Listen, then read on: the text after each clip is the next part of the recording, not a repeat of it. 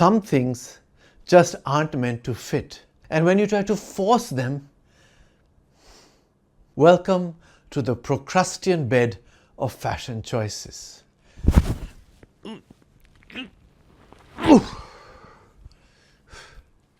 But we'll get to that later. Sometimes life squeezes you in all the wrong ways.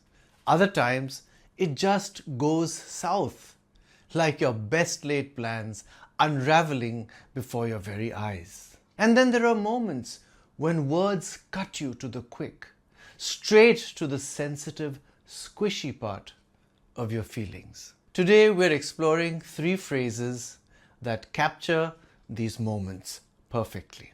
Go south, cut to the quick, Procrustean bed. Let's get started. But first, do subscribe to The English Nut on YouTube, Instagram and Facebook. Thank you.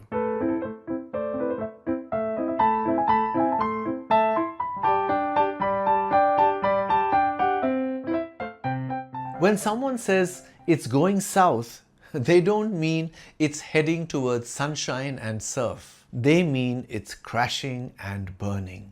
That business deal? It went south. My favorite OTT series after season 1 definitely went south. My attempt at making mishti doi last weekend, you guessed it, went south. The meeting was going fine until someone mentioned budget cuts. Then it all went south. Our road trip plans went south when the car broke down in the middle of nowhere. I thought my souffle was perfect until it went south in the oven.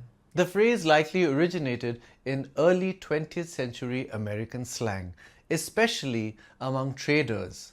South is at the bottom of a map, right?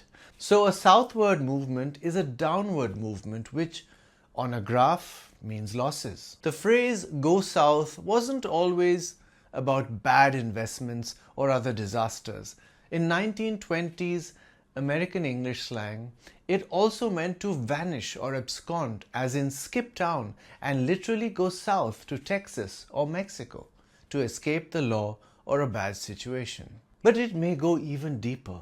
Some 18th century colonial writings note that certain Native American tribes believed the soul journeyed south after death. So when something goes south, it's not just going downhill. It might be merging into the afterlife. The entrepreneur Naval Ravikant said, accountability is a double-edged sword. You get the credit when things go well and bear the brunt of failure when things go south. Basically, he's saying that if the voyage goes well, you're saluted. If the ship sinks, you're the one saluting underwater. This phrase was suggested by Basundhara B. No, this isn't about skipping to the action sequence of a movie. When you cut to the quick, you hurt someone deeply, cause their emotional distress. The word quick here means alive or the living part, like the sensitive skin beneath your fingernails. Clip your nails too short? Ouch! That's literally cutting to the quick. Emotionally, it's the kind of comment that hits you right in the feelings. Like, oh, I thought you were much older. Or, so, acting is your passion. But what's your real job? Or the coldest of them all. I stopped expecting anything from you a long time ago. Anil's criticism of Sushmita's painting cut her to the quick. When I told Ritik the truth, it cut him to the quick. But he needed to hear it. Aishwarya cut me to the quick when she said she expected better from me. Quick is derived from the Old English word quick spelled C-W-I-C, meaning alive or animated. It was often used in juxtaposition with the dead. Think the quick and the dead, a phrase found in biblical scholar and linguist William Tyndale's English translation of the New Testament. I testify therefore before God and before the Lord Jesus Christ, which shall judge quick and dead at his appearing in his kingdom. The quick and the dead was later used as the title of a couple of movies. In Nicholas Nickleby, Charles Dickens writes, Innocent as the young man was of all wrong, every artful insinuation stung. Every well-considered sarcasm cut him to the quick. And when Ralph noted his pale face and quivering lip, he hugged himself to mark how well he had chosen the taunts best calculated to strike deep into a young and ardent spirit. The villainous Ralph Nickleby's insults wound Nicholas, his nephew, profoundly here. They cut the young man to the quick.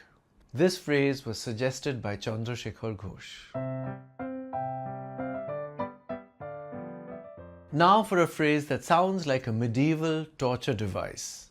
And well, it kind of is. A Procrustean bed refers to any rigid system or standard that forces everything or everyone to fit, no matter how uncomfortable, unfair, or downright cruel that might be. It describes any one-size-fits-all rule that ignores individual differences. Ever been handed a form asking if you're pregnant while you're clearly a 70-year-old man? Or forced to follow a dress code in Mumbai that was designed for a cold climate? Or tried to fit creative ideas into a rigid, outdated system? Welcome to the Procrustean bed. The company's policies are a Procrustean bed, no flexibility, no exceptions. Trying to squeeze creativity into that rigid framework was like lying on a Procrustean bed. The school's curriculum was a Procrustean bed, forcing every student to learn at the same pace. The phrase comes from Procrustes, a villain from Greek mythology who invited travelers to sleep in his iron bed. But there was a catch. If they were too tall, he'd chop off their limbs. If they were too short, he'd stretch them until they fit.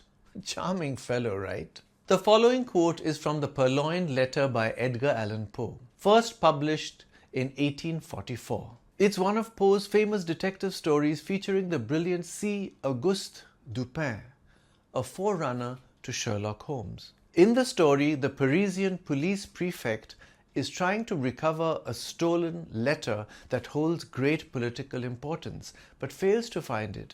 Dupin, who ultimately retrieves the letter, critiques the prefect's methods thus. The measures were good in their kind and well executed.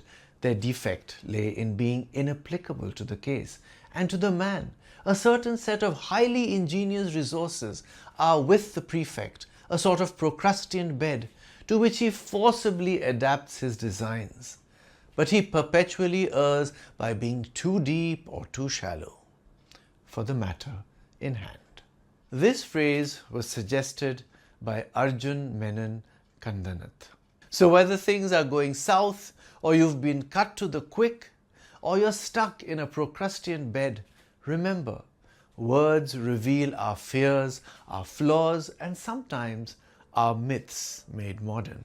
Let me know your thoughts on this episode in the comments. And if you enjoy stretching your mind without losing your limbs, subscribe to The English Nut. I'm The English Nut. Bye for now.